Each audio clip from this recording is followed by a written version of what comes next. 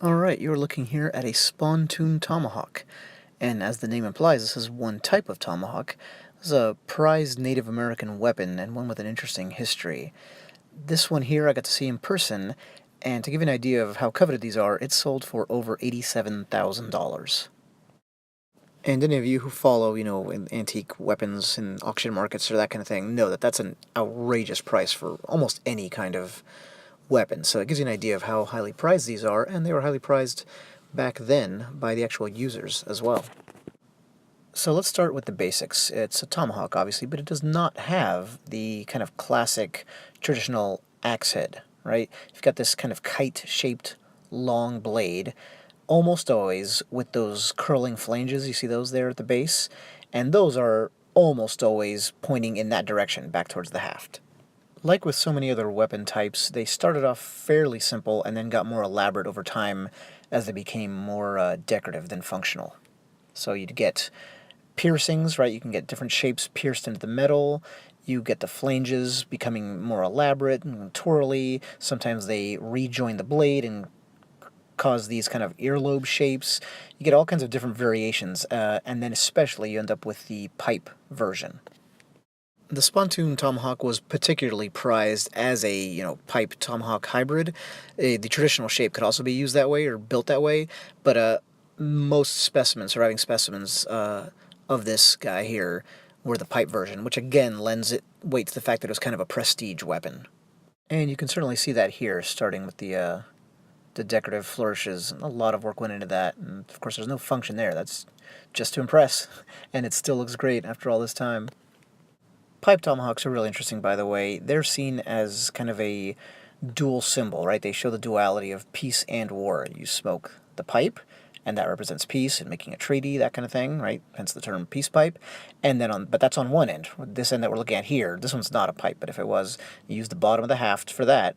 And then on the opposite end, there's of course the symbol of war, the head. Now it's not hard to figure out how this was used, right? This is a piercing weapon. You bring it straight down onto your opponent. I mean, it could be, side to side laterally, but basically that point right there that's just emerging goes straight into your opponent. That's how this guy got used. It's a perpendicular weapon, which, like others, can be used for trapping techniques, that kind of thing, but this one really was a war club and used as such. Part of the reason I say that is that these were actually not that sharp along the edges, and that might surprise you.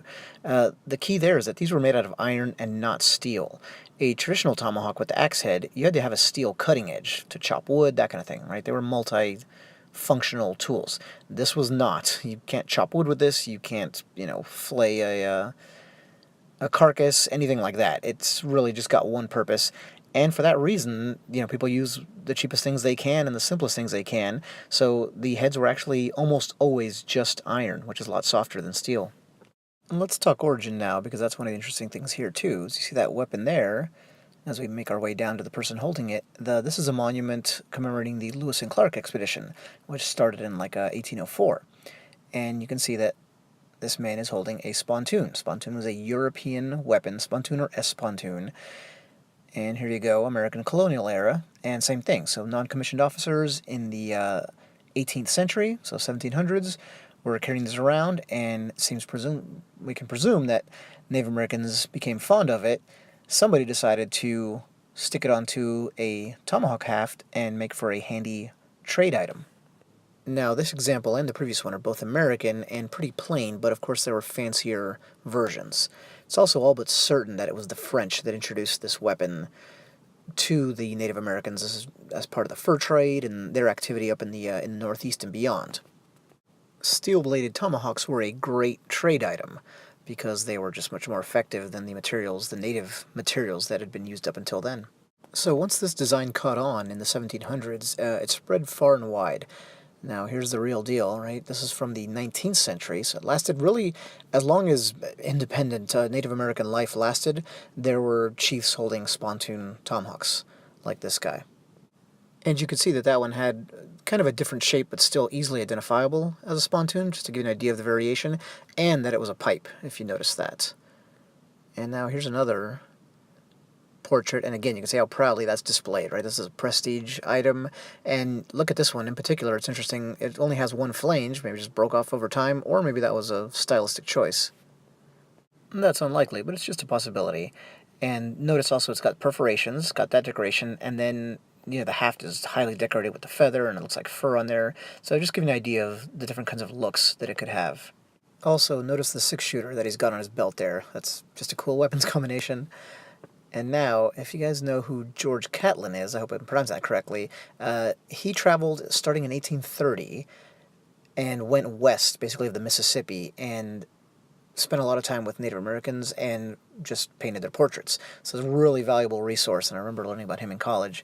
I was excited to find out that he had a painting including a Spontoon Tomahawk.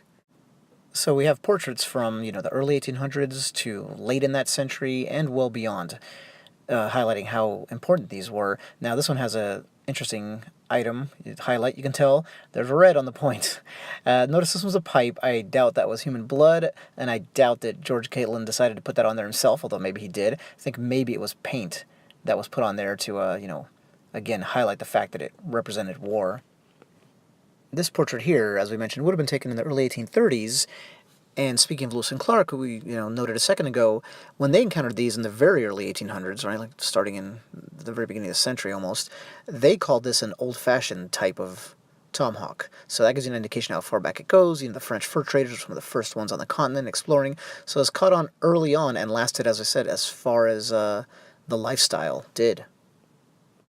Back to the piece that started the video, and the one I got to see in person, I want to show you the eye. See, where the haft goes through, that's called the eye, and gives you an idea of how these were constructed. The metal was just welded around, kind of bent around, forming usually a circle, but sometimes an oval. And that's how it was secured in place.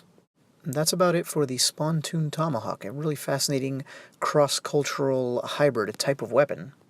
And if you ever happen to come across one in the old family attic or a freshly plowed field or something, by all means grab hold of it, because they are highly prized today, just as they were by their original owners. Thanks.